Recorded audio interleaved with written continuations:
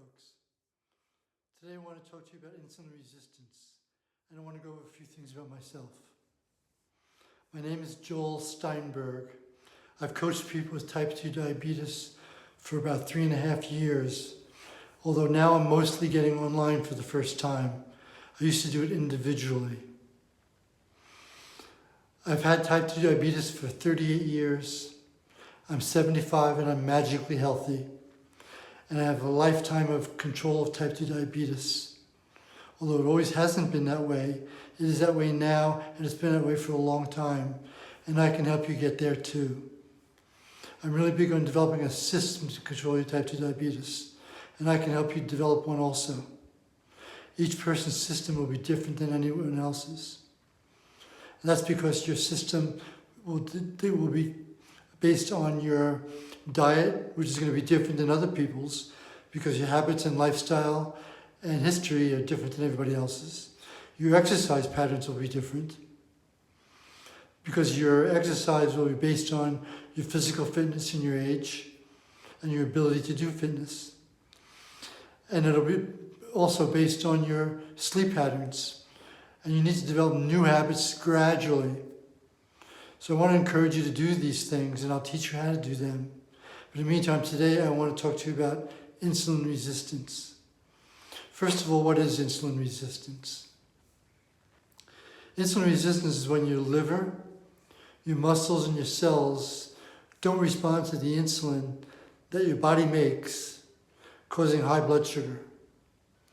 Causing high blood sugar is a problem because consistently having high blood sugar will cause prediabetes and then type 2 diabetes. As I said, I've had type 2 diabetes for 38 years. There's a lot of things that we know now that we didn't know then.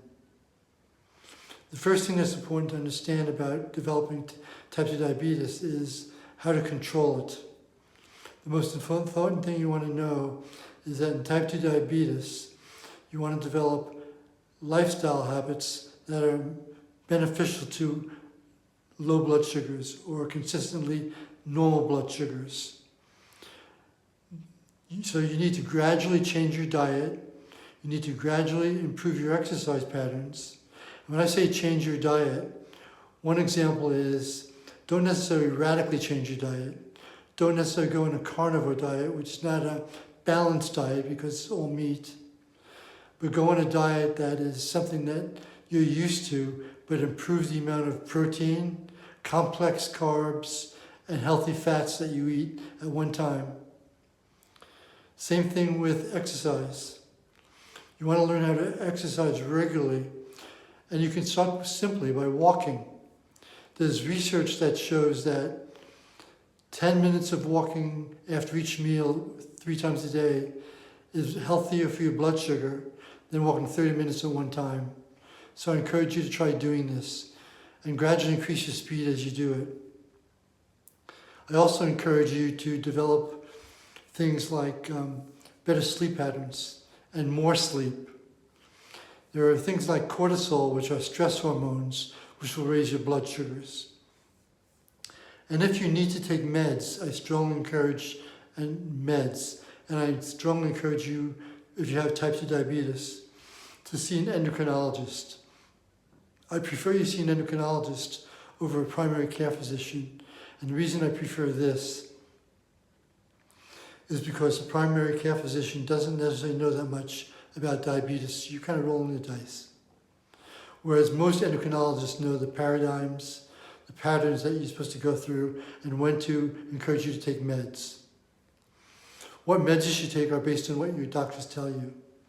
There's a lot of talk about, for example, berberine. If your doctor says it's okay to take berberine while you're doing lifestyle changes, that's fine.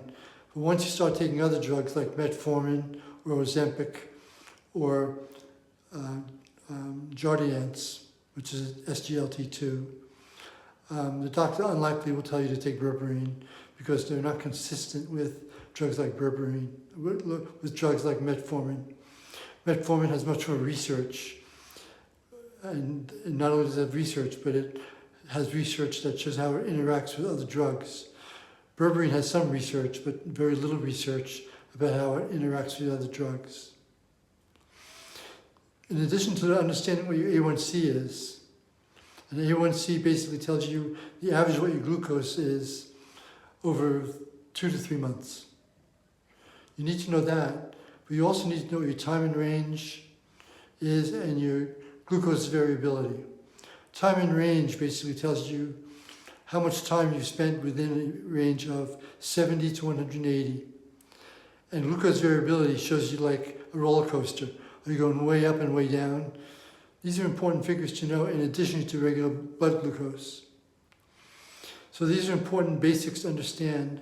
It's also understand that there are ways to measure your blood glucose that are important to know. There are doctors out there that really don't follow the proper roles and understand how to control your blood sugar. I have a lot of experience with nutrition. I took a lot of courses in college in it, and over the last several years, I've learned about nutrition, and I work closely with doctors and endocrinologists, and I interview them from time to time during my programs. So I want to encourage you to follow my programs. I want to encourage you to not only follow my programs, but to try and gradually improve your weight loss. Do it gradually, not radically.